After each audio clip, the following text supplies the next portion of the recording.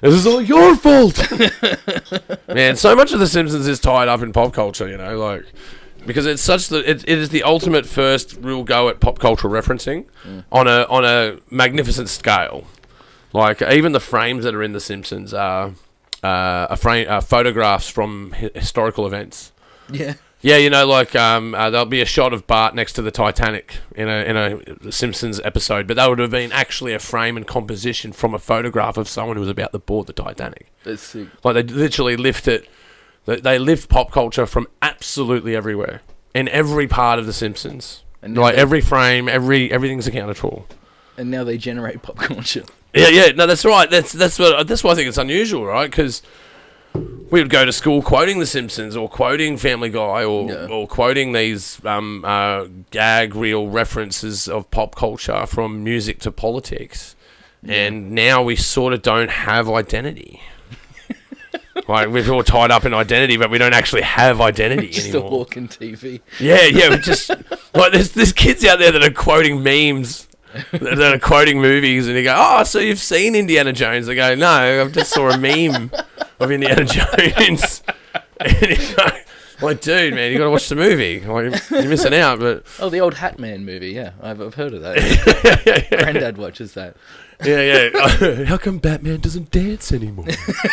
Don't you remember the Bat-2C? Hey, ha, hoo, ha. Shit. Yeah, do you come with the car? No. That's not Batman. You know? I don't know. Maybe they should make a wham, bam, zoom. Yeah, there's not enough onomatopoeia in TV anymore. Like visible onomatopoeia. Oh, man, just bring that microphone a bit closer to you. You're a bit quiet. A bit closer. Closer. Oh, there we go. Now we're in the butter zone.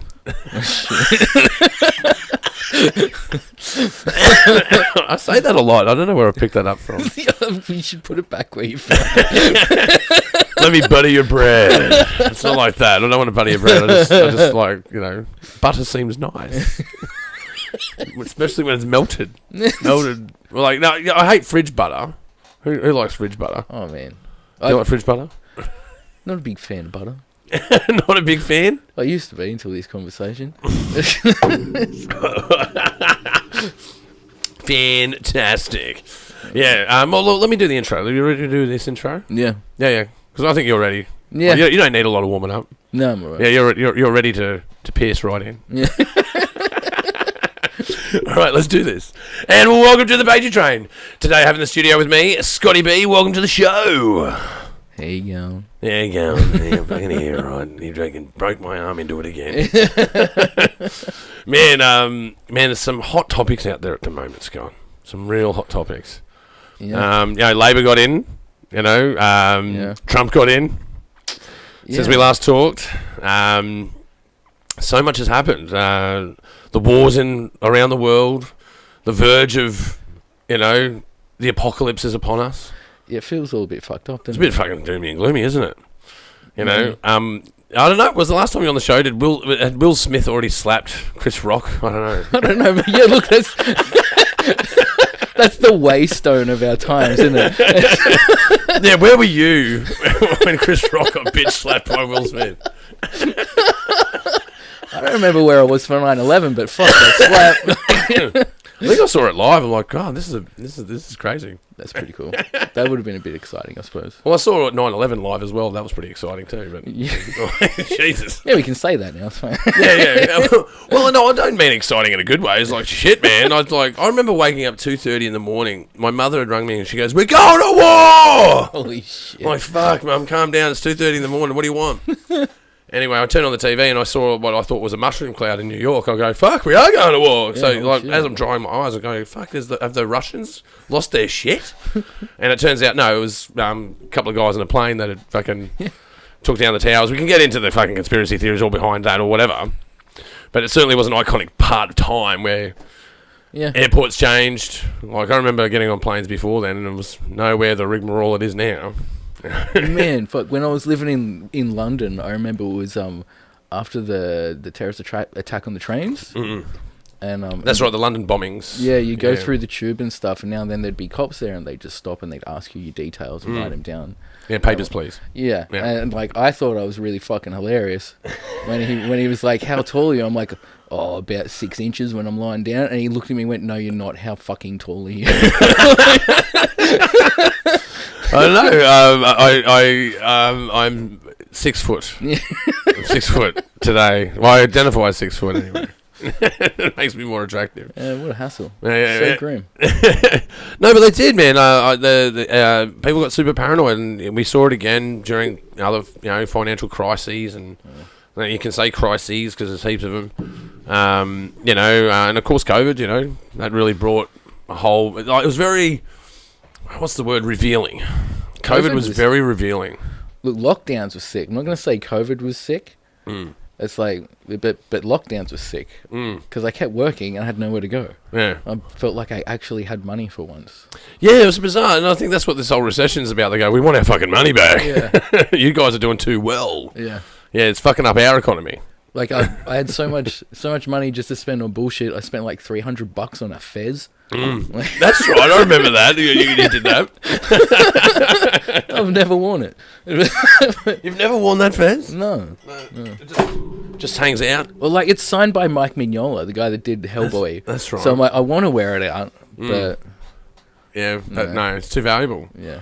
It's kind of like we were talking about before, you got to bust out the China, man. Don't leave the China in the cupboard for when you got good guests. It's always good guests. That's it.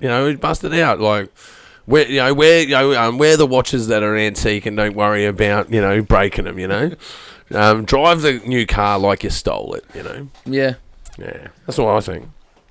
Or just, drive the car like you're a fuckwit if you own a Ranger. At least I don't own a fucking Triton. I don't know. Well, there is personalities with cars on the road, though. There really is. Yeah. Like I-30s. Oh, man. Don't get me started on I-30s. I use what do you call it? Like more pop culture. Because in Star Wars, I'd be going rebel scum. I say it like that. And so every time I see an I-30, I'm like, I-30 scum. Sorry if you're driving I-30 out there. I'm only kidding. But not though. You guys learn to fucking drive. Or just pull into the left lane if you're not doing the speed limit. It's not hard. In fact, we're all trying to get somewhere, man. Especially in Sydney. That's like utes of like. I've never noticed like how fragile people are that are in utes usually. Oh, like, what, emotionally? Yeah, like if you just pass, like they'll go so slow, and then I'll pass you then. As soon as you start passing, I'm like, no, you're fucking not, and they speed right up. Yeah. My dad never hugged me. I'm not letting you have it. It's my bit of road. I seen it first. Yeah. Yeah, if he just told me he loved me, maybe I would let you pass, but we all have to suffer now. Oh man, you know how huge ranges are? The funniest thing I ever seen a couple of months ago, I was at the shops, and in the car park, there was like 2 ranges either side of a spot, and obviously they were like a little bit into the middle spot. Yeah. And this dude in another ranger was driving past, and it was the only car park. It was the only spot, and he starts fucking losing it at these guys. Like, he's like, "You fucking ass!" I was like, "You're in one of them." Yeah. Son of a bitch. Yeah, dude. I know big cars are becoming popular. Like, you've seen those Rams that are out there.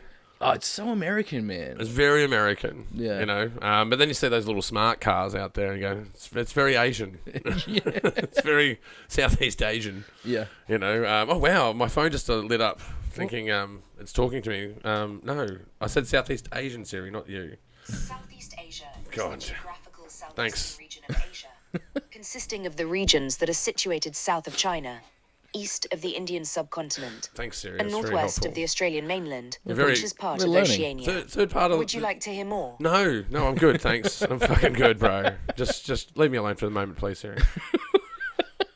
Okay. Yeah, look, at least, there you go. Fuck, all right. Yeah.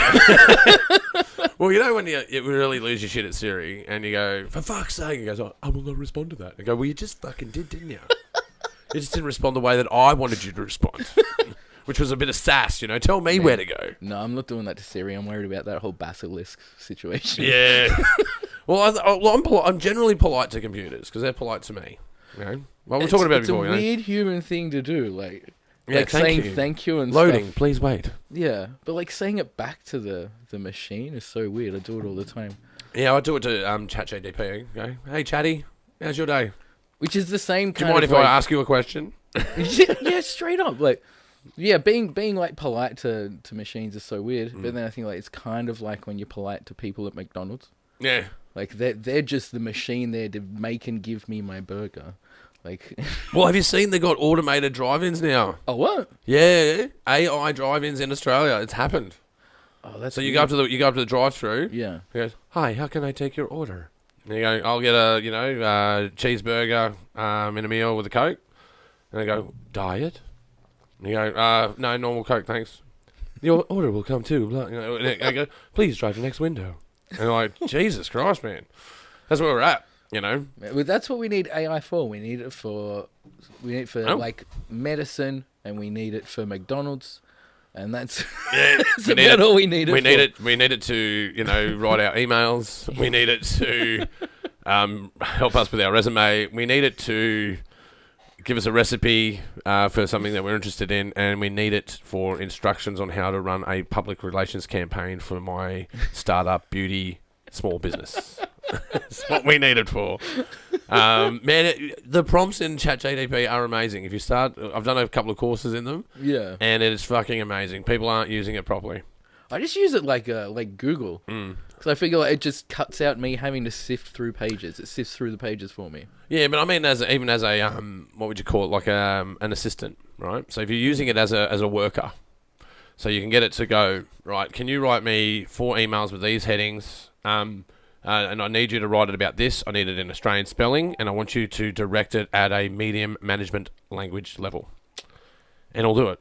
All right, so you got to learn how to give it prompts. But I even asked it. Fuck, wouldn't you kill yourself if you were ChatGPT? Yeah, but it's so useful. It's like, and don't get me wrong, you've got to edit. Like, I see people who don't edit their ChatGPT responses. Yeah. So it's not something that you do as a blanket. I've got a silver bullet to solve this copyright issue that I have right now. But what you do is that you take it, you get it to put it in the language you want, the tone that you want, and then you edit it.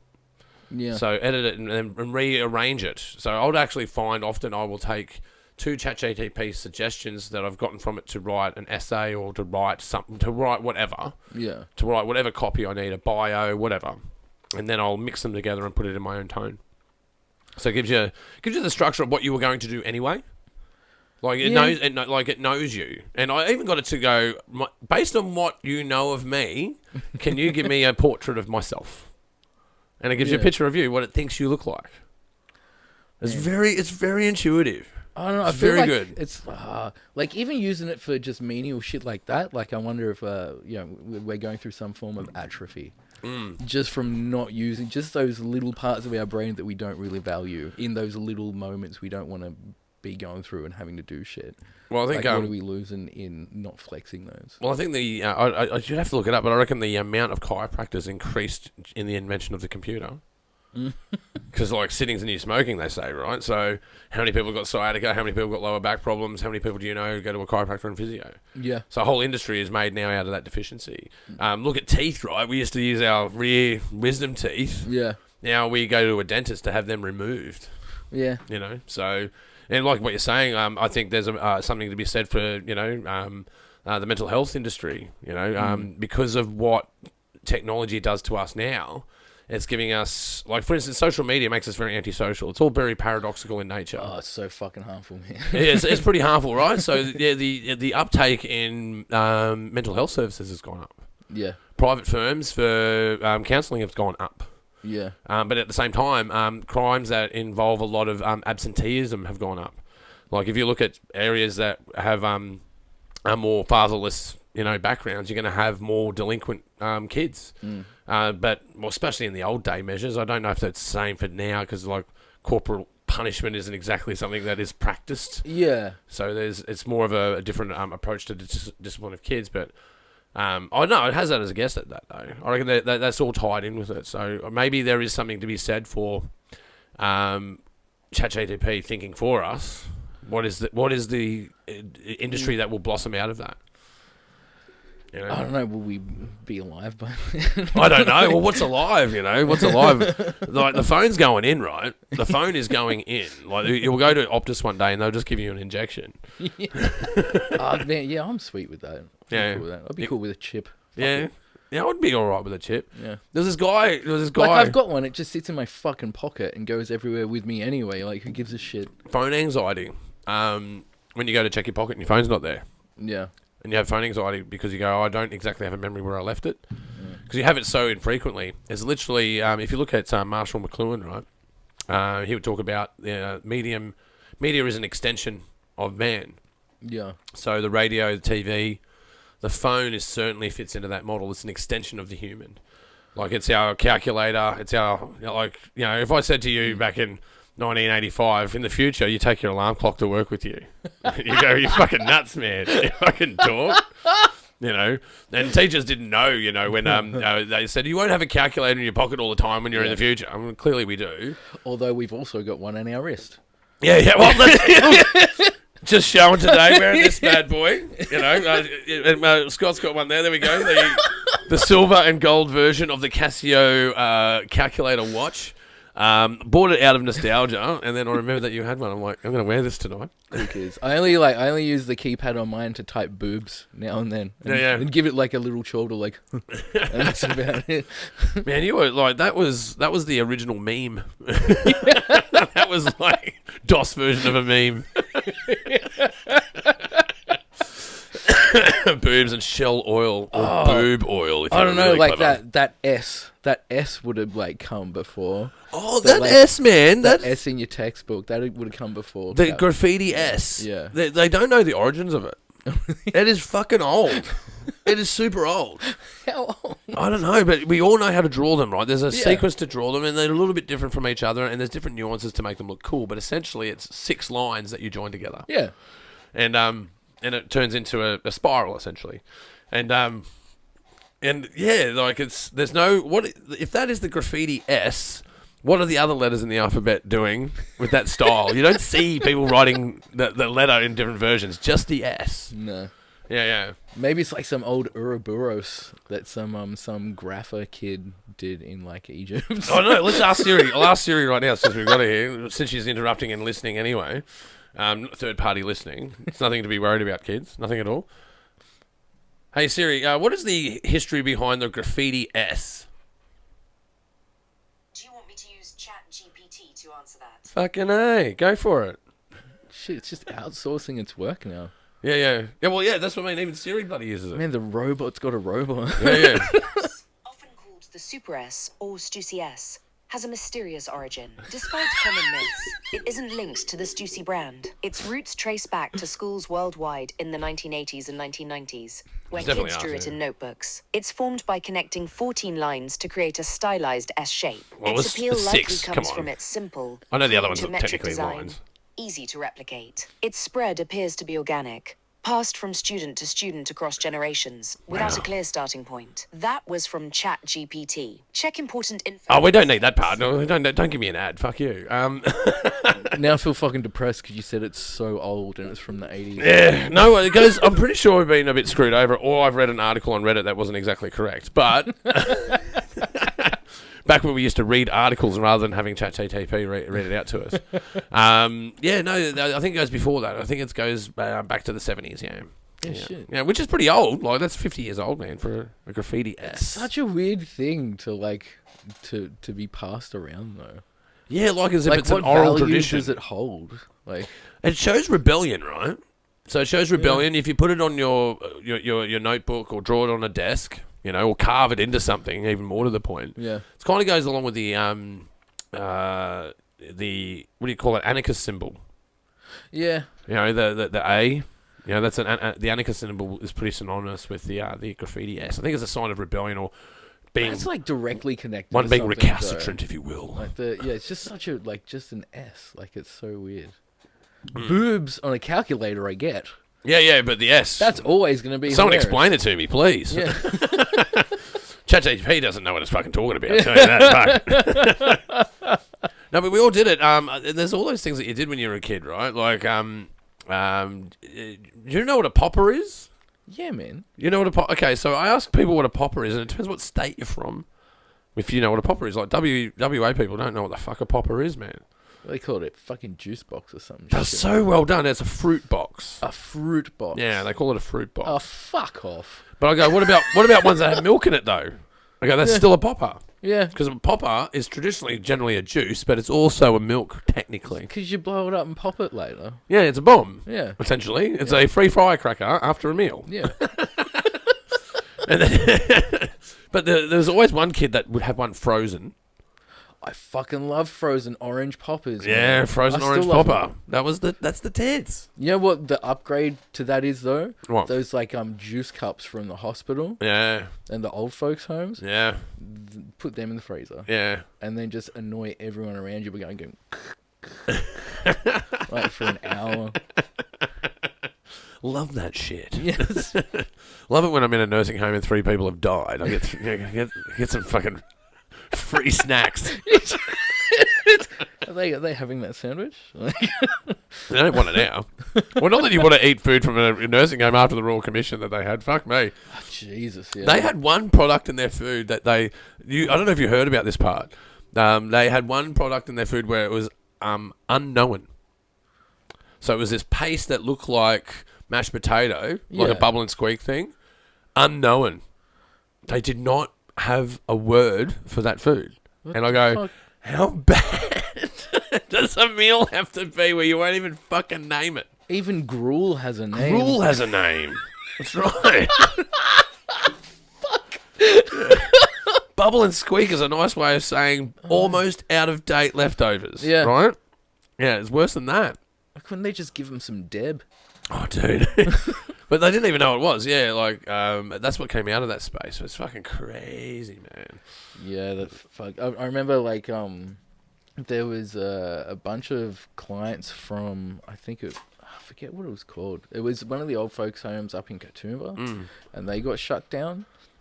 Yes, yeah, I know a lot about this story, yeah. And so we, like, one opened up across the road. Yeah. But then they didn't open it. Jesus. And they closed it. So there's none. Like, it turned out, like, we got maybe, like, 3 or 4 people where I was working at the time in disability, come over to us, which worked out for them. I'm sure it didn't work out for a whole bunch of people that those places shut down, but, like, these people moved with, like, younger people, which happens sometimes. They're stuck in old folks' homes. It's fucking depressing. Yeah, I know. I've heard about this. Yeah. And it's because they're sort of ambiguous in their classification, so they end up in a nursing home. Yeah, to be honest, they have the same care apparatus that they need, but they're in a nursing home. Yeah, it always seems to, like, be like early on. Yeah. Like when people just enter a system of care and support that it happens. So it's like a triage sort of fallback position, or I don't know if it's just because it's like it's a generalist. It's just we can put people here, like under the paperwork someone needs support. And, like, well, that's mean it's an apparatus of care. You go, well, I've got some beds over here, so I can put them in there. Yeah. So it, like, makes you wonder how many people are, like, still stuck in there that don't have advocates or something. Oh, dude, the system is crazy. Here's a crazy system for you, right? So this dude in the States, right? He got done for, like, I think it was a theft felony crime, right? Non-violent crime. And he said that he was insane. So he pleaded criminal insanity. Yeah. And the judge granted him, yeah, you are criminally insane. So I'm going to put you in the asylum. So he put him in an asylum. And then he could not prove that he was not criminally insane. Yeah. He goes, oh, no, I just did it as a way to get out of going to jail. They go, only someone that's criminally insane would say that. Yeah, like, even here... And do that. If you did that, that means you're criminally insane. So that's why you're here. Over here in Australia, still, like, in mental health, like, it's really dangerous. Like, as soon as there's some type of mental health order, like it's Section 32 or whatever. Yeah. Once you're kind of in that system and it's been deemed fit that someone needs to act on your behalf and in your best interests, from there on down the line, the system can re-intervene when it sees fit. Yeah. Which is like you just never back out of there. Like, I was watching this documentary with like a couple of people talking about the same thing happening to them in Australia, and there was one lady that's like she had schizophrenia. She's like, I see my therapist. Like, I'm under all these public orders and stuff. And I have to do all these things, and I do all these things, but still, like, she's just... What a thing for someone with schizophrenia to be paranoid that people are watching them and conspiring to take control of their life and stuff. And that's something that was really happening. Yeah. It's really scary. Yeah, because that's very ambiguous, right? Because they go, well, you're taking agency of me. And they go, yes, we're taking agency, but the way that you're thinking about it is not the way that it's happening. So therefore, you're crazy. Yeah.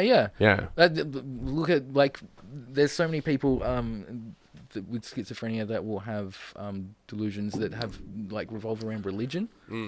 But that's really, really common, and it's this really fervent belief, which isn't dissimilar to people that are just fervently religious. Yeah. They just, like, really, really love God. You can, like, look at the people like in the tents and shit, like preaching in tents. Look at them next to someone that's been sectioned under the Mental Health Act, talking about religion. Does not look very different at all. Well, like, look at snake handlers, or not snake handlers, but the religious types that let snakes bite them. Yeah. To show that they've given the will of God, right? That's pretty fucking crazy, man. That's kind of cool, though. It is pretty cool. But one man's cool as another man's crazy, right? You know? I think, you're right. It's really ambiguous in that way, because if you can look at two people, someone's in a mental health facility against their will, and someone's out there in a tent preaching about God, and they're talking about the exact same things in the exact same way, that just shows you that when it comes to mental health, like, the system can go, no, we've decided that you're... Yeah, this is the model, and you don't fit in the model. Yeah. You're outside the mold. It's too subjective. Like, not like, I know there's a DSM-5 and stuff, but, like, some of the experiential stuff is kind of subjective. Yeah, there would be a level of grayness in there. Yeah. And look, but there's not... The asylums aren't full of people that think that they're an insurance salesman. No. They all think they're Jesus, or they all think they're, like, the fallen angel, right? It's all very, or they think they're Napoleon, or they think there's someone that's famous in history, like Joan of Arc, or they've got these, they think they're the Pope, or the reincarnation of, the Dalai Lama or something, Yeah, like, that stuff's always on the movies, but then when you watch documentaries about it and stuff and meet people, like, there's no one that thinks there's someone else. There's just, like, a lot of people that are very religious. Like, a lot. Yeah, but it's a bit frightening, though. I find religion a bit frightening in that way. Oh, it's fucking terrifying. Yeah, I don't know, but religion is the original meme, like, by definition. Yeah, but I think where it started out, right? Because I've done a decent few books on this recently. Where things were appropriated and where they start. Yeah. Like, I don't think, if you look back at religion, they didn't start in a church. It started about, being good to your neighbours, having this book about metaphor that explains that. The burning bush is clearly drug references all through it, and there's contradictions all through the damn thing, right? Like, you can find so many of them. Like, a real obvious one is the sun was made on the third day. Like, how'd you measure the first two? Then you fucking, like, we know... The day is fucking measured by a star that we revolve around, and if you remove the fucking star, there's no such thing as a day. So how can you have the first 2 days? Right? You can't apply a scientific or a measurable language to it. No, it's a metaphorical language. Yeah, that's like the language that it was written in after it was translated umpteenth times is not compatible with post-enlightenment language. They're just not compatible at all. Not at all. But that doesn't mean there's nothing valuable in there. Like, I think Jesus dying for our sins and all this sort of stuff. People get out of alcoholism over this stuff, Yeah. It's the biggest cure for alcoholism is fucking religion. Yeah, look, sometimes it's valuable in application, I would say, definitely. And, like, I like seeing the sense of community it gives some people. Like, those people that are they're Christ-like. They're not they're not like, I go to church all the time. Yeah. And spew all the shit on the fucking street corner. Like, I like that. But still, at the same time, like, isn't it depressing that we need that for those things? Shouldn't that be coming from the community? Yeah. Like, as a species, shouldn't we have developed? Yeah, but we do. We do. But, like, there's an experiment out there. This guy he made he put 500 mice into an enclosure. But an enclosure that had everything that they wanted. And he smashed it with a hammer. It was a second grade. No, he just wanted to see second grade experiment. how would the generations go. But the problem is that everything was good and they were suffering no stress at all. Yeah. So that they overpopulated. And that overpopulation created stress. So then they found that half of the males stopped breeding and then just started becoming aggressive and just starting shit for no reason. And eventually, I think it was over 6 generations, they destroyed themselves. Oh, wow. So when things are going really well, it's the sign that it's all about to go really fucking bad. Shit, that's depressing. Yeah, and there's other ones that they work, like they had mice that they put into a... Because they say that when you put mice on heroin, this is how they prove addiction, right? So they go, put this caged animal on heroin, and then it will have a choice between water with heroin or without heroin. Yeah. And it'll always go for the heroin, right? Yeah. But if you put that mouse in an enclosure where it has everything it wants to fuck, everything that it wants to eat, and you put those 2 options up, it goes nowhere near the fucking heroin. Oh, wow, that's cool. Yeah, so that shows that it's not... Addiction isn't just about a substance abuse. Oh, not at all. It's an environmentally driven thing. Yeah, man. So yeah, it's like a biopsychosocial event. It doesn't live in like a vacuum of here is drug person likes to do drug. This is A plus B will equal C. Yeah, it doesn't work like that. No. And I think and I think there's studies out there like going back to the mice. That they know. I think it's 500 humans in your community. So after 500, you don't know any. You can only have a capacity to know 500 people. Yeah, that's really interesting. Like we have a finite amount of social links. Yeah, it's a social bandwidth. We have a social bandwidth, and like that's why like. Oh, that's got to be why social media is so fucking cancerous. Yeah. Because people stop being people. The people we're talking to are like, it's not a person. But again, it was appropriated, right? Like social media started out pretty cool. Like, look at the dorky fucking LinkedIn, right? Yeah. LinkedIn hasn't changed. Yeah. It's pretty much the same. It hasn't modified. It's the same platform as it was when it started. It's about job sharing and about showing off about what you do at work. Geeks. Anyway. Yeah, that's pretty nerdy. But Facebook turned into Instagram. Yeah. Instagram turned into Facebook. Yeah. And TikTok is a turbo version of both of those things. And Facebook is just something that 40 plus is on. Instagram is just something that 30 plus is on. And TikTok is what everyone else is on. Yeah. And everyone's on across all 3 of them. And they are all the same. They are all the same. The branding's crazy. Different, but they're the same. They are all real. They are all reels. Yeah. Instagram is supposed to be for photographs, right? Yeah. You don't look at photographs on there anymore. Everyone's looking at, unless they're fucking chicks in bikinis. Like you are looking at reels. Yeah, I still use Instagram as intended. I got like friends, like real friends that I decline to follow on Instagram. I still use it. I just add like artists that I like. So when like I'm feeling bored or like I'm gonna scroll shit, I'm like, well, scroll something a little bit helpful, and then I'll scroll through a bunch of stuff from like artists I like. Yeah, I'll do that with But Facebook, I'm just fucking reels. Doom scroll. Yeah, all the time. Doom all the way. Well, I try to get a doom scroll. I try to make it give me scientific information. Yeah. But then it gets me when it's realizing it's running out of shit to give me, it will start trying to get me fringe stuff like flat Earth stuff. and this is all outrage porn for me, right? Flat Earth stuff, like, cause and as well, like and I've debated with flat earthers even on the show, right? Oh man, yeah, and like I'm open to discuss with them, but sometimes this is one thing I do agree with them with, is that there's no need to get angry. Yeah. At me being a flat earther, I don't get angry that you think it's round. So why are you getting angry? I think it's flat. You go, well, you got a point there. I can't argue with that. But at the same time, you go, well, there's plenty of evidence that's fucking round. But nonetheless, no, I think it's driven from a Christian point of view.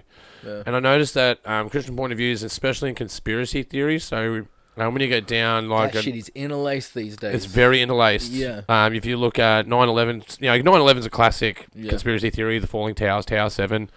Tower 7 is the magic bullet for the Kennedy assassination. You know what I mean? Like, that took a while to transfer.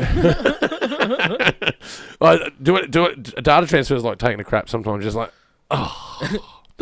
yeah. So that was a good 400 gig that just went. Anyway, what was I on about? Yeah, conspiracy theories interlaced with religion. Oh, everything's satanic now. It's really interesting. Yeah, We're, like, the really, monster drink and all that sort of stuff. Yeah. Like we're reliving the satanic panic, which is fucking cool because I love documentaries and movies about the satanic panic era, but I didn't get to experience it. Now I do. Although this time it feels really lame. Yeah, well, that's okay though. Things are really lame. Yeah, they really are. Like I think, don't get me wrong. I think Me Too movement was something that had to happen. Like, did they go too far? Like everything goes too far. Maybe a little bit too far, but I don't think the Me Too movement went too far like other movements go. No, a lot of good came out of that. It was. I think like socially, that was something that had to happen. Yeah, totally. Like that had to happen because there was crimes going on, man. You know? Yeah, man. There's total crimes going on. They needed to uncover that. And a whole bunch of other civil movements that have happened. They need to happen, but they just sometimes just go too far, and they lose everyone along the way. Yeah, I don't know. Like it's sometimes it seems like that, but then I wonder, like, does it seem like it's going too far to us? Because we're not the people that have something at stake. Like I've got no skin in the game. Yeah, like we're the status quo, so we're like everything's not that bad. Yeah, come on, get over it. Pull yourself up by your bootstraps like I did. Fuck. Like how hard is it? Like a little bit in there. Is that what we're doing? Or just the classic one. Like we're not seeing it. Some of these things that are happening. Like if you blind to it. Yeah. Ask anyone from a marginalized group. Like isn't stuff better? They're like, maybe a little bit, but like there's so much shit that's still wrong. And like, oh yeah, I didn't see that, and I didn't see that.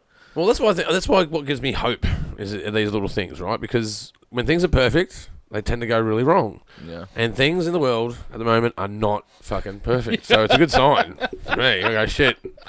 It's not going too good. It's going good in some places, but I think we're on the cusp of a digital renaissance. I think we're on the cusp of an arts renaissance, film, computer gaming. I reckon in fact, I think we're probably in it right now. We just don't fully recognise it. We'll look back in 20 years and go, that was the moment, actually, just before AI.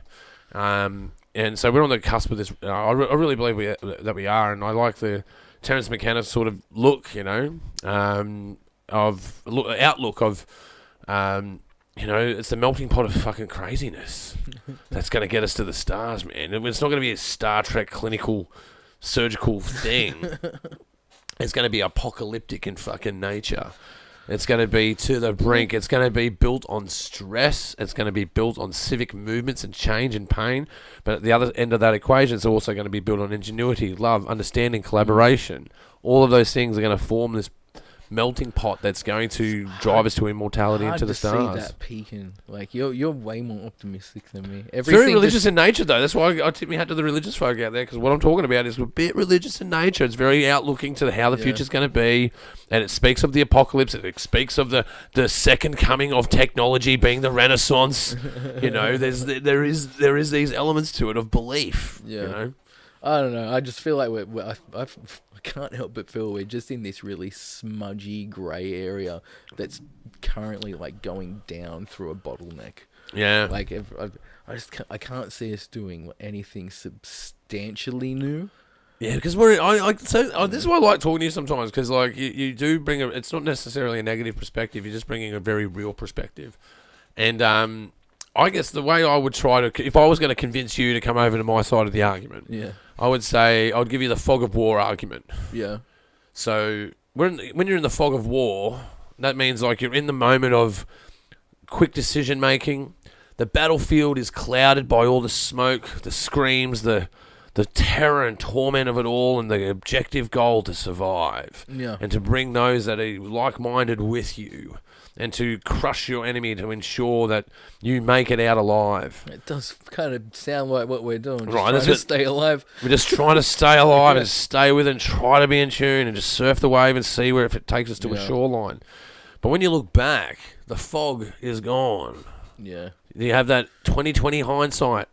It is totally clear. The war is gone. The war is over. The struggle is over. So now you can look back at the ruins and go, read the terrain and the detritus and the achievements and the things still left standing and go, that's what that means. I get it now. Look, I think I could come over to that side as long as I can see that we're learning something. Like if we're picking up little things along the way, I think we are learning. that we're getting better at, like, and for the species, for each other, I think we are. then I imagine maybe we can get there. But I don't, like, there's such a huge pushback on altruism at the moment, like, massive. Dude, if I can identify the chaos that we're in, okay? You've got Donny J sitting in the Oval, all right? Donny J. You got Donny J sitting there. Don't make him sound cool. And you've got fucking Elon Musk there in a K-hole. Just fucking, woo, fucking going bananas, right? That tells you everything you need to know. Like, about the chaos of things. Yeah. It does, because, like, talk about your political suasions or no, whether you're positive for that or negative for that, any outcome is crazy. Yeah, I suppose it's pretty transformative. Yeah, but that's it. I think that's what we need, though. For better or for worse, I think we need transformation, and then it's going to be the fracturing of things that are going to heal, that are going to make us stronger. Well, look what it did to our politics. It done something pretty positive over here, I suppose. The ripple effect wasn't what they thought it was going to be. Not at all. Nowhere fucking near. They did not do their research. No, they were shitting themselves. See, fucking Jacinta, man, with that hat on, saying they just go, make Australia great again. And then as soon as that pushback's happening, she's like, tariffs came out. They're like, no, I'm not into Trump. I'm not into Trump. Like, you just fucking were on TV. You get wearing the hat that he, just stop fucking around. But that just shows, like, to Trump's defense, man, if that was Trump, you would go, I said that. Yeah. What's your problem? What do you mean by that? Okay, well, that's your opinion. So many people. Well, no, that's your opinion. I don't know. So many Still people, working on my Trump. Still working on it. They admire that part of him. I see people say, like, oh, he's got conviction and stuff like that. I'm like, no, I think he's just stupid, because a smart person would lie about that shit. Like, a stupid person is like, yeah, sure, yeah, I did that, yeah. Yeah.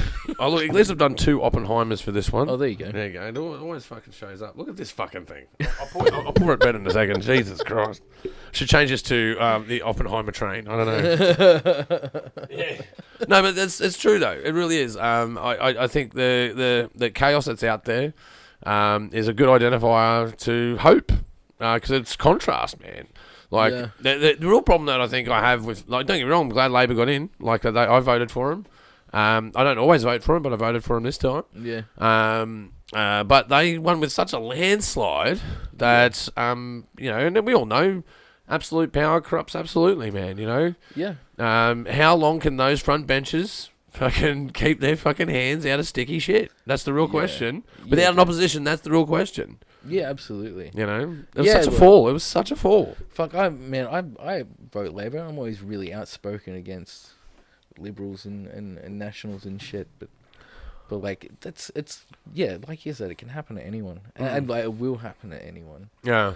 Like, Labor already, like, they're not the left-wing party that both the people that vote for them think they are. No, they're not. All the people they're quite centrist and capitalist in nature. Yeah. People that vote against them are like they're left-wing. Like, no, they're not as socialist as you think they are. No, they're like centre-right, like, for sure. Comparatively to like, that's what I mean. The politics moved, and I want to know who moved the dial. It wasn't us. No. Is it the little black mirror that's in our hands? Like, who knows? Who knows what's behind all of it? Oh, man, like, part of it is, like, we've all heard someone say, like, when you go, that politician lied, they're like, isn't that what they do? And you're like, fuck, that's so bad to just sit back and accept it. But, like, you can understand where people say that, because you're like, yeah, that is what they fucking do. But we shouldn't just be going, yeah, that's okay. That's why, like, people are really got to hold Labor to account. That's what I mean. They need to be held to account, man. That's what I'm worried about. Yeah. Is that they're not going to be held to account. Like, he's going to get a third term. Like, it'd be very unusual if he doesn't get a third term. His biggest threat is actually within his party. Like, it's not, his biggest threat is probably Jim Chalmers, man.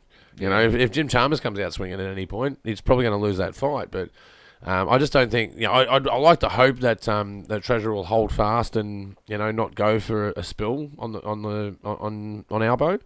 But that's probably his biggest threat. It certainly isn't the opposition. It certainly isn't Susan Lee. Like, and as well, like, I was just like, Susan Lee had a chance to stand up, but the first thing she did was take down all her female opponents inside her own party. Yeah, dude. It's the first thing she did. And fuck, bro. Have you read I forget which one it was, but it was someone in the Nationals that was saying, I think they were in the Nationals, and they're saying, oh, Australia just needs to know what to really value again. Yeah. They've got this wrong. The people have got it wrong. The people haven't voted for you, and so now you've got to what? Fucking re-educate. So what were you wearing? What were you wearing? What time of night was it? Where were you? Were you in an alley? Straight up. So you're asking for it. Okay, so it's your fault then. Yeah. It's mental. Dude, it's fucking crazy. How did they not come away from this just going, oh, wow, we've fucked up, haven't we? We've got to try something different. Nah. They're I don't know, just sack the potato and we'll just do the same shit. Yeah. It'll turn around. It's just like weather. It'll turn around for us. Yeah. Well, weather, I think they would probably attribute most of their loss to global economic forces. Oh yeah. They're And still not accepting responsibility. Politics, yeah. I think there's an element of them not accepting that level of responsibility. I think you're right in that regard, which is even more dangerous because now they're just going to wither and die, and there's going to be no opposition to Labor. You need an opposition. Perhaps we even need a third party fucking system. Who fucking knows what we need? Yeah. But essentially, it's already doing this in a de facto way anyway, if you ask me. They're called the coalition. Yeah. They're two parties. Yeah. So we're not having one, when Liberal are in, we're not having one party govern the fucking nation. It's a coalition that governs the nation. So it is a three-party, in a way, in a de facto sort of way, in a step family kind of fucking way, man. This fucking thing is a three-party system. Just make it official. Yeah. Just put it in the Constitution. It's not, and I'm sure there'll be growing pains through reform, but we've got to get with the times, man. Democracy is important. Technology has changed language. Language has changed freedom. Freedom has changed how we vote. That's what it is. And we want to stay free, right? We could easily end up in a draconian situation in the next 5, 10 years, 20 years, 50 years. It doesn't matter what the timescale is. Yeah, dude. It's a slippery slope, man. And we could easily just slide into authoritarianism like that. And countries do. Don't think Australia's immune to that. No, not at all. Well, look, fuck, I don't know enough about American politics to go on about it or anything, but I suppose isn't that kind of the slight trajectory that we're seeing from over there? Oh, dude. How people are not it's such an authoritarian state, just how people accept that. People that's okay. Not only that, they'll form a body shield politically for these people that are using them as a combustible fuel. Yeah, literally fodder and a battery, yeah. And all of that's coming from fucking social media. Dude, I saw it for the first time. I saw it because I was being ex-military, I've got a lot of right-wing voters. Yeah. And even say right-wing's a bit risky, just right voters. I'm not saying that they're racist or anything like this. They generally vote for Liberals or Nats, right? Yeah. A lot of them are country blokes, and that's what they vote for, right? When I was when Bill Shorten was going for office, right? The goat. Yeah, the fucking goat. What was the name of the mine? He got the miners out of the ground as well. That was how he sort of came to fame. Yeah. Fuck, what was that? It was up in Queensland. I can't remember the name of the mine. But he stood by, got him out, right? So he saw the light and got into that position. But if you look at I did it because I'm a big social media hound, big media hound. I like to recognise propaganda where I see it. Leaning. You could look at the ABC and see who their CEO is and figure out what their agenda is, and contrast that with Channel 9, and contrast that with Channel 7, and contrast that with Sky News, and you go, okay, so here's the bullshit factor. Yeah. I think the truth may be populated in between those two spaces. It's still speculative in nature, don't get me wrong, but at least by listening to all of the bullshit, you might be able to find one ingot of truth. Yeah. Looking at that campaign compared to Labor's campaign recently. Yeah. If you look at the Shorten campaign, it had social media apparatus to it, but the message was diluted. But that really wasn't his biggest fight. His biggest fight was Scott Morrison's campaign against him. Yeah. And he was very good at getting those what was the one that really crushed him? Answer the question, Bill. Yeah. Right? So he was very good at getting those narratives in there. He's very crafty at doing it. So he's a very good publicist in this way. Just no action, though, for fucking doing politics. But yeah, he was a fucking husk. That's all he was good at, was surface level fucking bullshit. But at the time, the algorithm of content that I was getting a lot of memes, both sides. Yeah. Because I do a lot of research, man. I look at both. Yeah. I look at a lot of political content. So I usually get a barrage of political ads from fucking Greens, Libs, fucking Nats. I get them all. Yeah. And I'm happy to get them too, because I want them. And the algorithm knows that. And I could see that they were doom scrolling a whole bunch of stuff against Labor that was, what's the word? You know, kind of like a death tax threat. Oh, it's a fucking death tax, man. Because it gets people angry, right? Yeah. So they were doing these take the ute away for the weekend arguments. Yeah. But none of them were, because you know at the end of political ad it goes, this ad was authorised by Scott Belshaw in Penrith, right? Like it does this.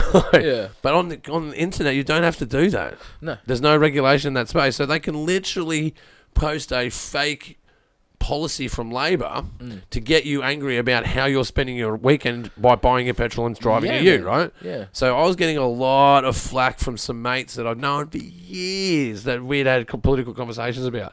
But the vitriol that I got on some spaces, on my personal pages as well, man, is fucking crazy. And I put it down and go, man, we used to be friends. And I go, fuck it, you're fucking blocked. Go fuck off. Go fuck yourself, man. Yeah. But then I look back and I go, man, isn't that interesting? Friendship broken up over someone doom scrolling over this side, me posting a fucking meme, and all of it come down to they were analysed to being on the fence, but then were used as an agent to come after people like me, because then I'm on the fence that made me drawn over to them because I want to be socially accepted. Yeah. So that's how that argument was crafted out through a comedy sort of space that was then into an aggravative space, right? Yeah. Of offence. And I go, that was that argument, in my view, wasn't started by the people in that argument. No. It was started by their phone. And it was. Like, because they're getting content that's putting them in an aggravated state. So then they end up in a... And if you take someone that's like a soldier, for instance, or a frontline worker, like a cop or a firefighter or, ambo driver, whatever, you're going to get that not so much freeze flight, but fight. No, man, no, this is what I reckon. It was, a finger poke, But I noticed in this campaign that it was very different. It seems that they have backed off a visceral fucking, sort of, well, not visceral, but clearly overt. Yeah. Clearly overt campaigns. They went back to traditional, this is the guy that you're not voting for, but this is the guy that you're voting for, they went back to those old advertising apparatus techniques, spaces. There's a shelf life on the bullshit that they would say, that economic management fucking line that's been going on for decades, which has been proven to be fucking bullshit time and time again. Time and time again, yeah. But you can check out Friendly Geordies if you don't fucking understand that, man. He's got it well laid out, bro. He's got it well laid out. You can't, they can't sell the same barrel of bullshit for that long without it turning off. Like, people start going, wait, hold on, how come every time this comes up, someone's bringing up the exact same counterpoint? Each time that counterpoint is really, it's the same. It's the exact same thing. Oh, because the counterpoint is actually the reality. That's why it keeps coming up. And so the more they use these things, the quicker they die out. And so, thank God, some of it's fucking off. But what's going to be the next one? Yeah, and it's hard to keep up because they're very good at not using the same trick pony. They're very good at doing the one trick pony. Yeah. Because it's very important when you run a scam is to do one trick pony. Because if you go to run the same scam again, you now have odds that are in someone's seen this scam before, and you're going to get caught out. Following like, for instance, maybe just hypothetically, if you were to follow a liar who was in political life as a popularist and then he just turned at the last second there, now you're stuck in his fucking boat kind of situation. Yeah, read into that what you like, folks, but I think you all know what I'm talking about. It was the member for Lindsay that came out, McIntosh, and she was on fucking Gronk. Well, I did the four corners. Shut the fuck up about Dunhaven Road. Jesus Christ. Isn't it Dunhaven? Dunheaved Road. Dunheaved Road near on your way to Cessnook. Sorry, I've just got Cessnook still stuff. I'm sorry. I say the story. I've got to stop telling that story. Dunhaven. It's got a Dunny Road. The place around the corner. Yeah. She always goes on about it. No, it doesn't.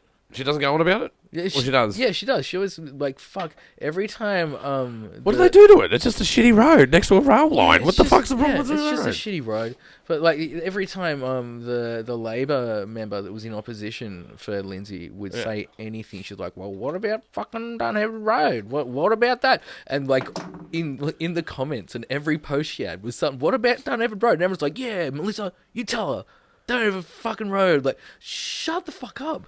Like, we're building, like, skyscrapers in Penrith, not doing anything with infrastructure. Just skyscrapers, people. Skyscrapers, people. Well, look, I'll give you an example of this, but right? they're worried about this one road that's going into fucking Warrington? Like, who gives a shit? Yeah, it's on the wrong side of the tracks. Yeah. Like, you got to pass the tracks to get to the highway anyway, unless you're going out the back to go to the M7, right? But she found, like, a little thing to just hang on to that mouth breathers would go, yeah, I drive on that road. Yeah, you're fucking right. Well, if you're driving that road in fucking peak hour, you're in a fucking traffic jam. I can tell you fucking that. Yeah. So it ain't that fucking special. Yeah, Don't get me wrong, I've used it to go to the Warrington Archery place and maybe the Colonial, which I don't mind having a beverage at. Give me a free one when I'm there next. No promos. I don't really see the point of that, but that's just fucking stupid. So it's a bit so what? Yeah. I've got so much so what going on about that. That's the member for Lindsay. Wahoo. Well, do you know why her opinion why Dutton lost the election? You know, what her... No, what did she say? Well, he wasn't always shown in the good light. And I thought, well, no, he has to smile more and fucking psychopath. But then she went like, no, not the light that he's shown in, the actual filming lights. And I'm like, fucking, what are you on about, lady? And she goes, because I know what photo she's talking about. There's this accidental photo when the lights went out in Parliament, and there's this, that one, yeah. She's talking about this one photograph. And trying to extrapolate that across every TV interview he's ever done, which was poorly lit. And I just don't think it was this is what pissed me off about this, Scott. I'm just putting it out there for my production brethren out there, all the stage managers, all of the riggers, all of the audio operators, all of the technical directors, all of the producers, the camera operators, the microphone attendants, and the bloody fucking go for this and go for that. All of you, this is for you. She blamed the production staff for his fucking failure. It was the lighting guy. I'm like, fucking, go fuck yourself. Sorry, man, sorry. 50 I don't mean lighting guys couldn't have saved him. Every lighting guy he's ever been lit, and he's hard to light. As someone that lights people for fucking interviews, he's a hard motherfucker to light. He's bald as a fucking cue ball, shiny as fucking fuck. You'd have to have a whole bunch of diffuser for him. Like, don't get me fucking wrong. And everyone who's ever lit him, who's listening to this, would know exactly what I'm fucking talking about. He looks like fucking Hans Moleman if Hans Moleman was like a fucking psychotic, racist cop. Like, he's a scat muncher. I don't know what scat is, but I don't think it was the fucking lighting or the production staff that fucked him over. I just think it was his poor campaign, and he didn't protect his own seat. I've spoken to like fucking hard Liberal voters that never vote Labor, and they still didn't in this, but they didn't fucking vote Liberal, and they said they weren't, and they said because they couldn't. Because Peter Dutton was dangerous. It was like a word I was hearing from more than one Liberal voter. Dude, he was super dangerous. That's a great way to phrase it. He was dangerous, man. The offshore detention stuff with the beach shack on fucking middle of nowhere island for $500 million. You're spending $170,000 on for each asylum seeker for offshore detention. That's more money than our most highest kept prisoners in the country, rapists, murderers. The affiliation that he has with so many other corporations that are obviously involved in insider trading, allegedly, and a whole bunch of fucking, other problems that are definitely in the nefarious space. In researching that space, I learned a lot about it because For Labor, they'll say the militant wing, if you will, for the air quotations, there's a CFMEU and a whole bunch of construction bikies, right? Yeah. That's a common. Maybe there's some truth to it. I'm not entirely sure, to be honest with you, but it's something that is certainly said. Yeah. But then you go, well, wouldn't Liberals need this sort of advantage at some point? And you go, well, who's operating for them? And then you realise, they work with banks, right? So if you don't, what happens if you don't pay your bank debt? So you got a car that you bought, and the bank owns half of it until you pay it off, right? And you don't pay that payment. What do the bank do? They come and collect your fucking car. Yeah. And someone has to come up and pick up your car. So that industry out there, debt collectors, are very much on the side of the Liberals in this way, right? So, and you'd also have the mix over between, because I don't imagine a debt collector who is picking up a car for Westpac is very much different from picking up cash for this left-wing guy over here because this person didn't do this job over here. Yeah. So what I'm saying is that there's muscle out there that's for hire, and they work on both sides of politics, and they don't give a fuck. They're bipartisan. They are totally bipartisan. That's why I think it's quite ironic, right? So goons, hide goons. Yeah, but where do you think these debt collectors end up? Well, they're members of the CFMEU, right? So that's why when you talk about central ideas, they are very much bipartisan on a lot of things. In fact, that's the problem with the Labor and Liberal parties. They agree on a fucking lot. Yeah, dude. They agree on a hell of a lot of stuff, except for civil politics, but economic politics, they may argue about expenditure and the forward estimates, but they agree where a mining company is going to be drilling. They agree where they're going to be putting a wind farm in off the coast. They agree that Chevron can put out a fucking oil tanker or oil derrick within fucking 30 kilometers of the fucking coast of the 12 Apostles. They agree on that. Absolutely. They agree on plenty of things, man. Absolutely. And like the best thing you could ever fucking do ever is like as soon as don't even wait for an election, but definitely when there's an election, is go to that website. Was it how do they vote for us? How do they vote for you? I forget which one it is. And it's just bare bones. You just type in the member, and it just shows you what they voted very consistently for and very consistently against. And you just put them next to each other.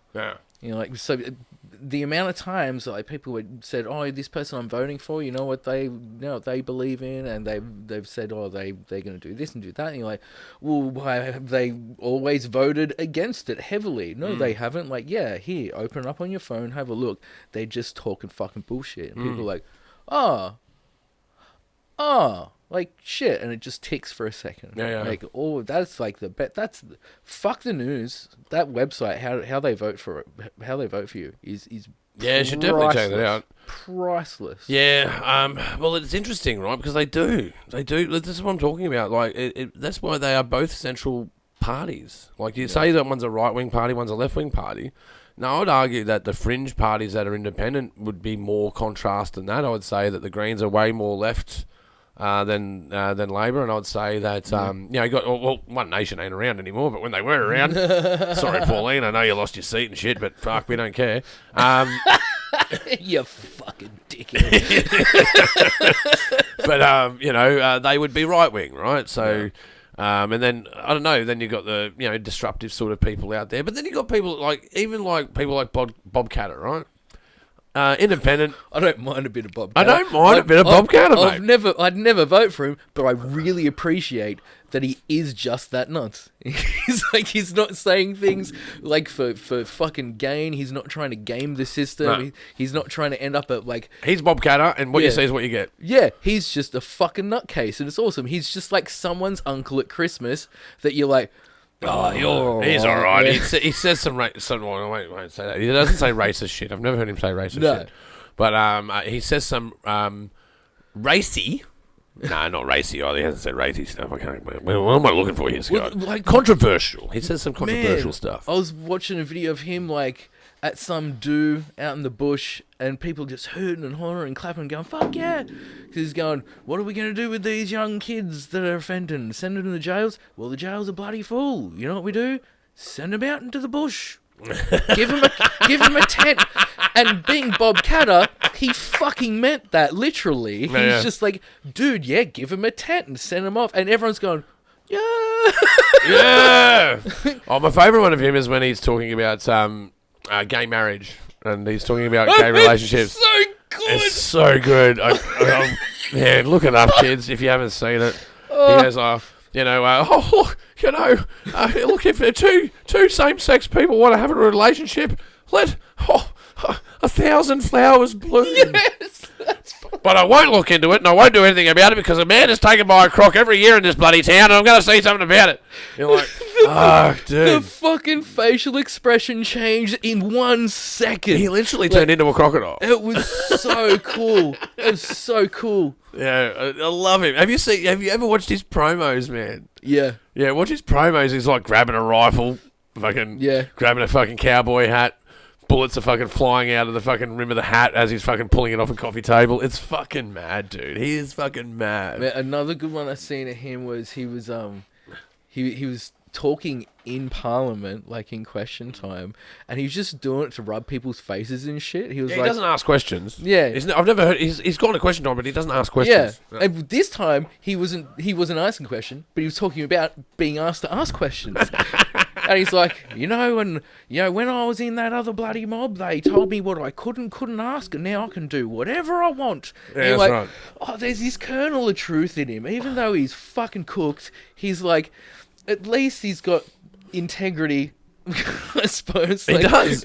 What you see is what you get with that guy. Yeah. He does not fuck about. He will tell you his beliefs. And he was just hanging shit on Liberals so much in the Nationals. He's going, you have to do what they tell you to do here. I don't have to do whatever. I do whatever I want. You're like, go, Catter. Like, yeah, I suppose.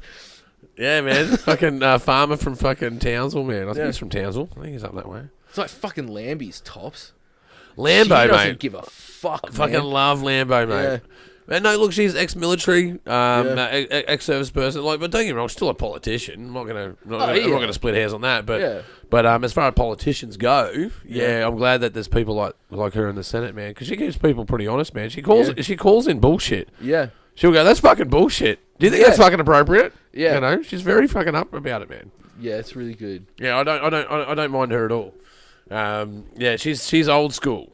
She's old school, but we're going to run out of those, though, man. We're going to run out. Maybe we can replace Labour and the coalition with like with Catter and Lambie, like third party with fucking Catter as the running, fucking Lambo as a fucking dep. No, get them to replace the two major parties. They can have their own two major parties now. Yeah.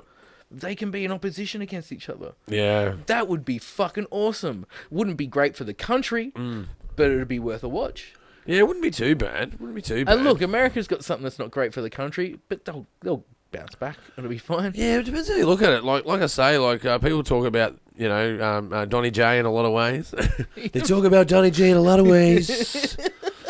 He's a complicated man. He's a good man, but he's a complicated man. Still working on it. So that's when you got to get down. Like he does that a lot. You go, I don't know. He's an alright guy. He's a good guy. Got to go high pitch, but then you go low pitch. And you sort of like just bring it in a little bit, and then just ponder a little bit, and then you get a right over there, and just hold it into the back, and then throw it out over there. There's got to be something happening neurologically just for that speech pattern. Dude, something wrong. I recommend anyone to listen to Donald Trump's speeches in their entirety. I welcome anyone to do that. I've heard some of the most articulated speeches I've heard from politicians in years from that man. You would not believe it. Because of the rhetoric around him, because he's such a large target. Yeah. And again, not necessarily a supporter. It's American politics, couldn't really care anyway. But I mean, point is that great showman. He goes out and he's a fucking mad showman. But aside from that, when you listen to his speeches, they're actually quite well written. Like they're pretty good, and they're delivered well. Like, and when I say this to people, they go, "No, they're not." And I go, "Have you actually listened to an entire speech of his?" They would have invested in so many good writers for him because he does. I'm not buying the fucking story that like he's clever. Like I don't know about if he's clever, but he's a showman. Oh yeah, he can deliver a good speech. Like, did you see that one? I've only watched excerpts of that one recently, where he was like, "Fuck," he just rambled. He was meandering between subjects. And it was, and someone like this. The video I saw was this guy went, "I'm not going to change anything. I'm going to do any funny voices. I'm literally just going to read the transcript of what he said. Yeah. And I'm just reading it, and the guy's reading the transcript, and you're like, this is fucking unhinged. Yeah. This is completely. See, I've heard insane. this experience as well, and I imagine that that's real. I'm not saying that's not real, but when he's in a formal space and he's good at setting a bear trap as well. Like, look what he did to Zelensky, man. Zelensky comes in. That was reprehensible. Dude, that was hectic. He had him come in, and then he had a reporter. I don't know if he arranged it, but the reporter said to Zelensky as he's walking in through the front door of the White House, and he goes, "Why aren't you wearing a suit?" Oh, no, actually, no. It was Trump that went, "Oh, I see you came dressed for the occasion." Yeah. And then when they're in the Oval Office, one of these journalists goes, "Why aren't you wearing a suit?" Fuck yeah. And they're like, "Wow, man, that was total bear trap sort of stuff." Like, and he walked into it. He walked right into What it. a weird thing, like. That's That's how he rolls, man. Like, that's the thing, like. That's how he rolls. I may be in a spot where I could concede that he's shrewd somehow in some ways, but just in these really vapid fucking ways. Yeah. Like that all that did, like, it didn't do anything substantial apart from make him look like a fuckwit. Yeah. That was it. And that was the takeaway everyone had. There wasn't like this mixed reaction where some people were like, yeah, good he did that to him. Almost everyone was like, Oh, dude. But you know, even like who was it? It was like there was that lady. What, she was like from the Ukrainian consulate or something, and she was in that meeting watching, and they panned to her, and she's just rubbing her face. yeah, no, it was a press nightmare. That was a total press nightmare for them. Like, but that's what he wanted. He wanted that. That's what I'm saying. Like, it's because he's a child. Like, it's He's that a child, though, like- it's that childish, like, well, I fucking told you. Like, that's all it is. He's using the position that he has that you could do so much with, and he's Yeah. like, I'm gonna show people what the fuck is up. Like, Yeah. Well, I think he's call me a dummy. Watch this. Like, Oh, dude, but I think it's a very interesting future. Like, especially after everything falling over with Elon and everything that's going down. Like, it'll be interesting to see. Like, yeah, I don't know. There was moments that I saw him talking about Putin and Zelensky, and he was saying, "Oh, sometimes children fight, and they're in the park, and you just let them fight for a little bit longer." And there was part of me that I was like looking at him, going, "Man, I think I remember seeing him say that, and I thought, there's this one thought that went into my mind. I go, I think he gave it a really hard try to shut down that war, and he's realised that he can't." And he's gone, "That's why you gotta let him fight." because I'm a buffoon. Because there's no way I'm going to be able to stop that fight. You know, I know. I saw some humility in him, which was interesting. Yeah. As much as that would aggravate a lot of people, I know. But as I said, like, I don't know if I'd vote for the guy or not, but I'm just like, man, there's part of me was like, shit, man. He gave that a shot, and it was, probably a little bit out of his depth trying to get that done. But he gave it a go. And I go, oh, I feel for you, bro. Well, I think even giving that a go, I'm not as into American politics as some of the other people that we'll talk to in our friend group. Oh, God. Like, I don't follow it. Like, if it pops up, Dear God, we get angry. People get angry. People get angry. I can't in good conscience be that interested in American politics when there's too much shit to be interested in over here. It's I feel infotainment. Yeah. To me, it's but infotainment. Like, yeah, but like, it's entertaining. But like, yeah, I don't know enough.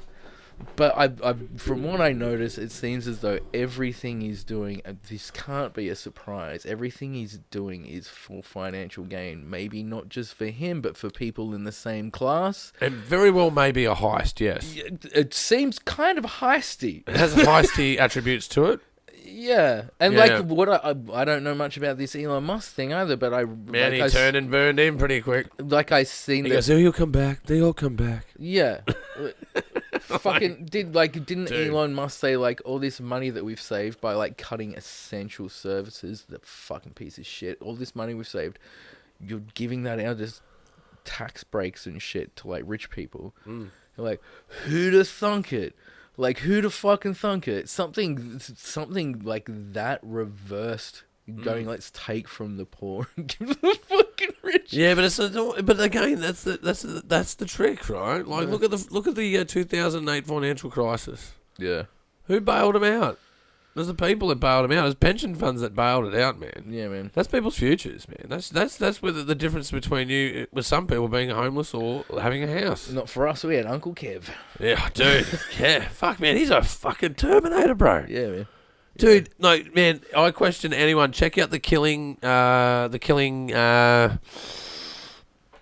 season with it's a mad documentary. It's on the ABC. Check this out.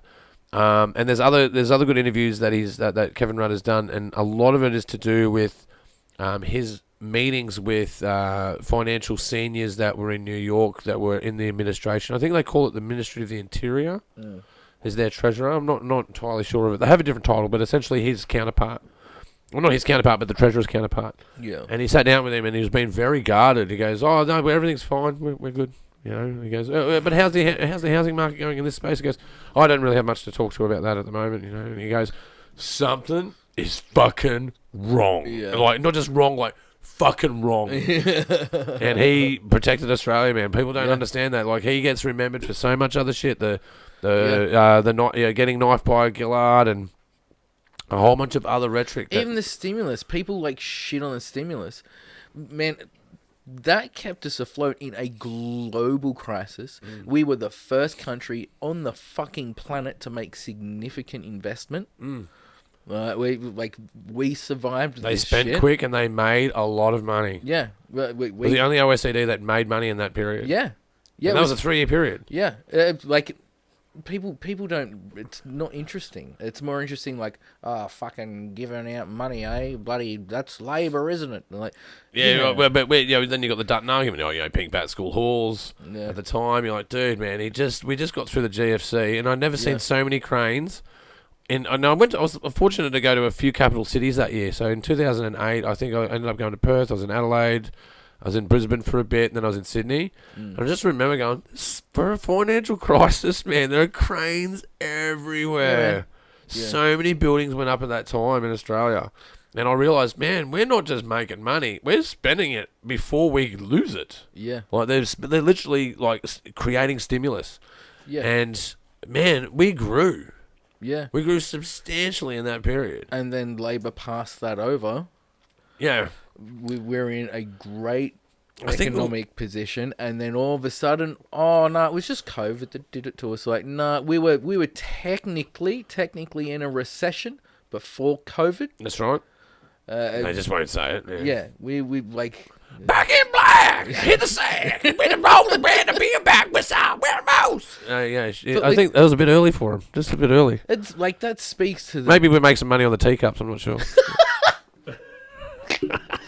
Like, doesn't that just speak to the capacity for fucking bullshit from the coalition? Yeah. When they knew that they were handed a great set of economic structures. Oh man, they were loaded. Then they loaded guns, put us man, ready to into go. a recession, but then they're telling everyone it's because of fucking COVID. Just total bullshit. $1 trillion. And $1 trillion debt. And it's not like $1 trillion debt. Yeah. Liberals, big bad debt. And $1 trillion. these aren't things that are hidden. Or they're not conspiracies. You don't have to look very far to find these things. So the coalition knows that people can look this up. They're a coalition again. They are a coalition at the moment. Oh, that was bullshit. they know people can look it up, but they know people don't fucking care enough to look it up. So they can say whatever the fuck they like, because they know people aren't going to look past the headline on Facebook. Yeah. And that split, that was such bullshit. At a time where, like, people that vote for the Nationals did not want city Liberals in. Yeah.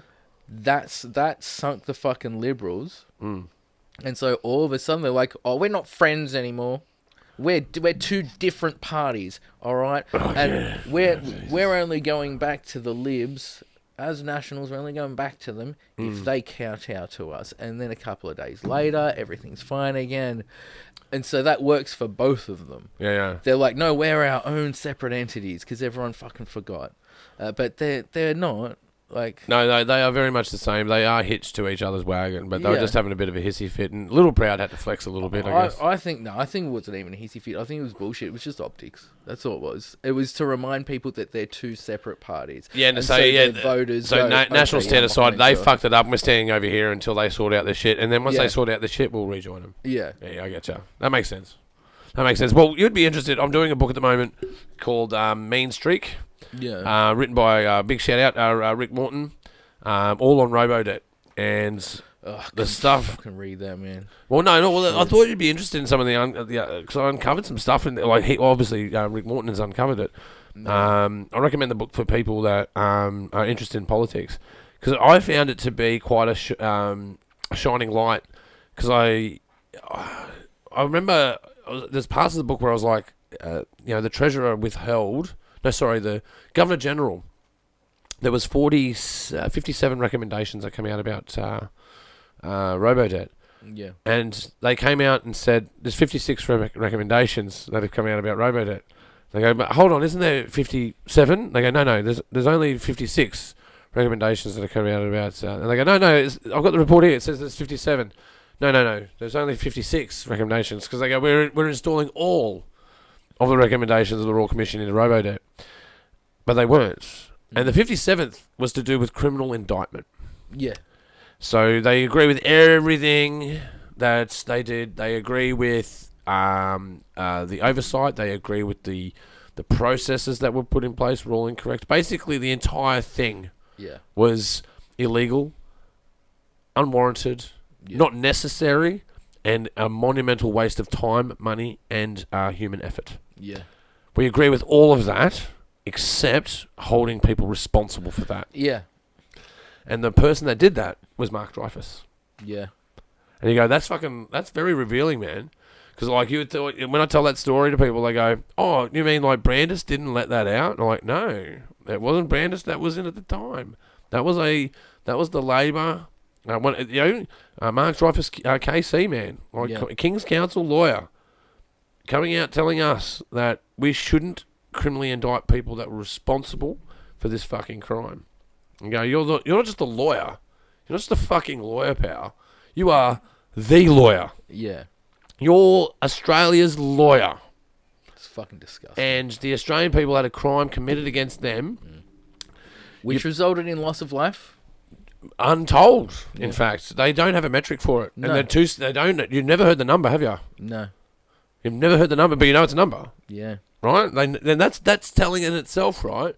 And I find that fucking abhorrent, man. I'm just fucking... When I uncovered that as a fact, I was fucking ropeable.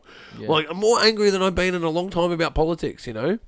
I'm like, for fuck's sake, you mean you're telling me that the lawyer that represents us, that we voted into fucking power, has discovered that there was a crime committed against us, and he agrees with absolutely everything in that fucking paper, except for holding them to account by law. Yep. But that's his job. That's his fucking job. I wonder where that comes into, because like I was really disgusted with the class action.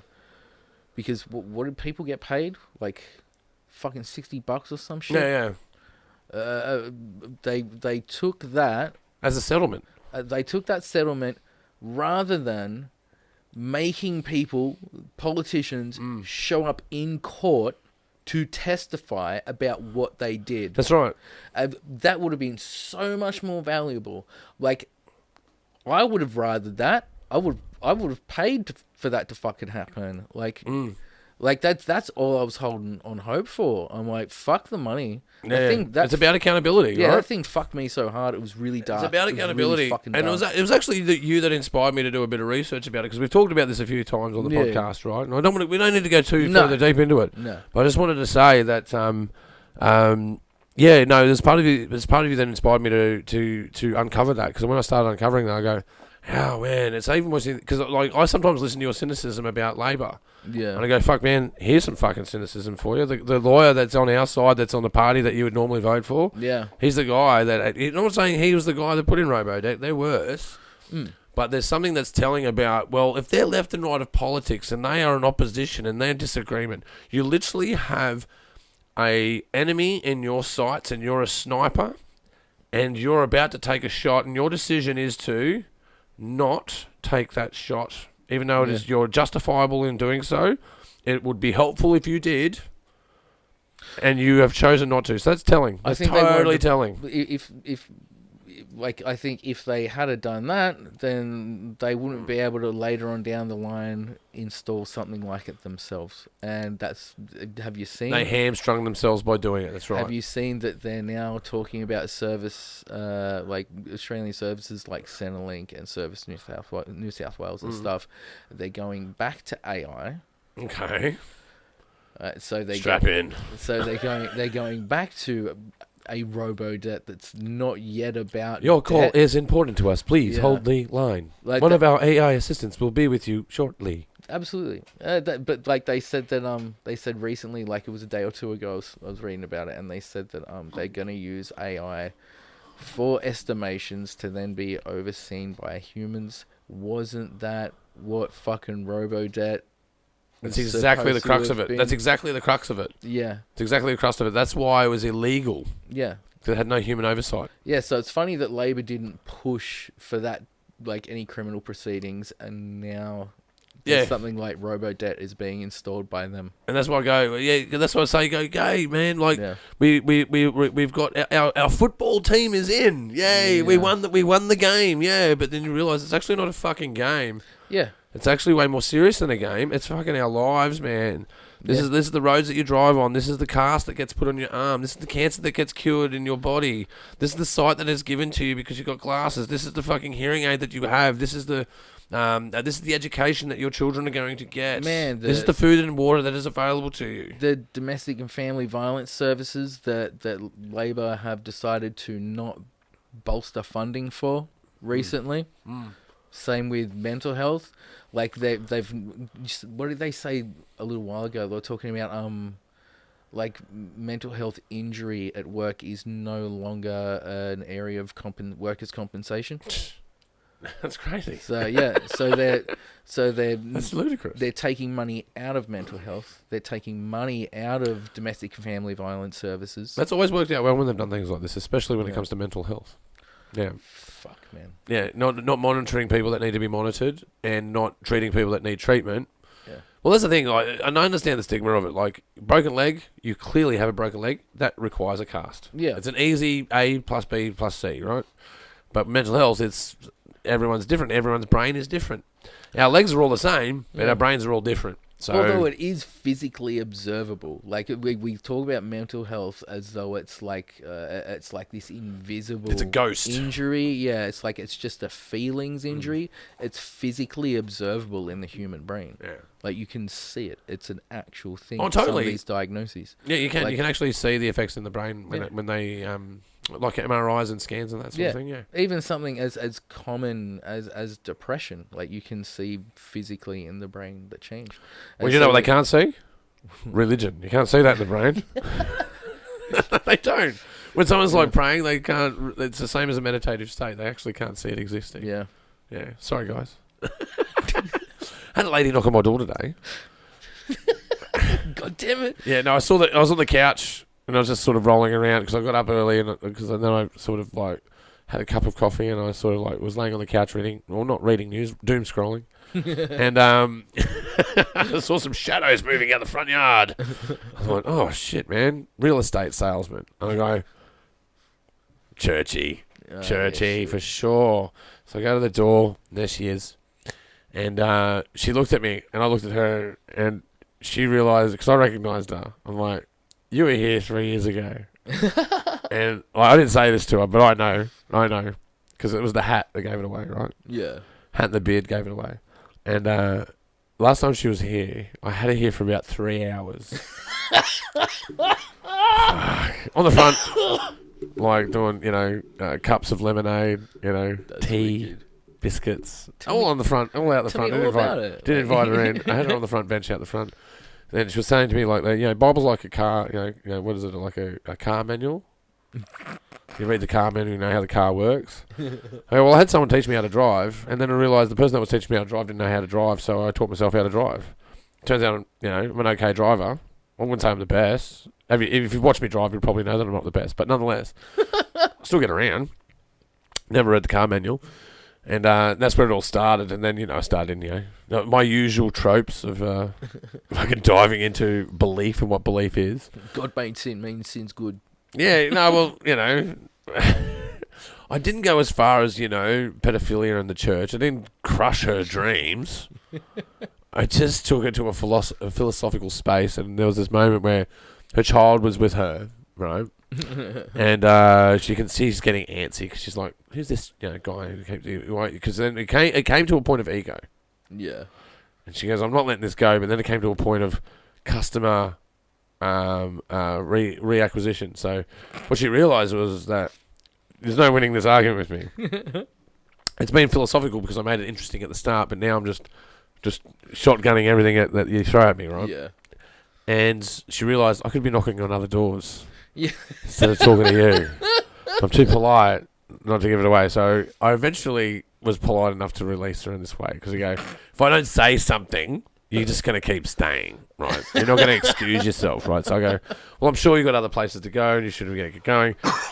And, Misty would be like, man, why do you do that? You fucking know. That's fucking... I go, I can't help myself. Anyway, that lady answered the door. Oh, sorry, she was at my front door. She goes... Oh, good morning. Come on in. Putting her child behind her, like, oh no, we're leaving. She was already in the posture of like, oh, we're leaving. I'm like, yeah, no, I'm just not interested today. See you later. Have a good night. She goes, oh, yeah, bye. That's heaps good. Yeah, I couldn't help myself. But look, man, I think we've probably done an hour. What do you reckon? Has it been an hour? Yeah, probably has been. Well, what's your advice to the world? What would you say to someone who's politically voting in Australia at the moment, Scott? Oh, fuck, whether you're voting or not. Like voting or not, yeah. Like whether voting or not. Or what to think about politics and where to go? What's some advice you'd give someone who goes, I don't know what to do? Fucking that website, how they vote for you. Yeah. That's it. That's all you need. It's not like sensational. There's no articles. No. It is like it's just like an empirical list of it's just correlated. data. Yeah, of how parties members have voted on actual legislation. Voted against. So everything from reproductive rights to land rights to economic everything, economic policy. Yeah. Yeah, man, and it'll just be like voted consistently for, voted consistently against, voted sometimes for, voted sometimes against. Yeah. And I remember when it first came out, like a whole bunch of politicians wanted to shut it down. Yeah, I bet. Because it's damning. So just look at that. Don't need accountability. It's not helpful for my brand. You don't need anything but that website. That's it. Oh, mate, look, it's been an absolute pleasure. I think we're dying for a cigarette. We need to go on the front lawn. We can do another hour, but I don't think we should do another hour. I think we're good. Are you good? I'm good. I'm good. Yeah. Man, always a fucking pleasure having you around. Awesome. Thanks for having us. Yeah, man, I'll get you back at the end of the year. Come back at the end of the year? Yeah. All right, we'll have a real drunken one, so you got to Uber here. We'll have fucked some more shit up by then. Yeah, but the next episode you got to Uber here, right? Yeah. Yeah. Yeah. Yeah, Uber here next time, and we'll just we'll do our end of year show. Yeah, sweet. All right, mad. All right, guys, you've been watching The Pagey Train. That's right, The Pagey Train. You can go and check us out on Spotify. That's right, video on Spotify. Or for you people that are on YouTube, don't forget to subscribe. And, just it's over here somewhere, I think. And for you avid listeners, though, you can go check us out on iHeartRadio, Apple iTunes, basically anywhere you can find podcasts. You've been watching The Pagey Train, and we'll see you next time. That was not too bad. Yeah, sweet. Do you do the, Apple iTunes first or the iHeartRadio, and then you go video on Spotify, YouTube on Spotify? I was supposed to say YouTube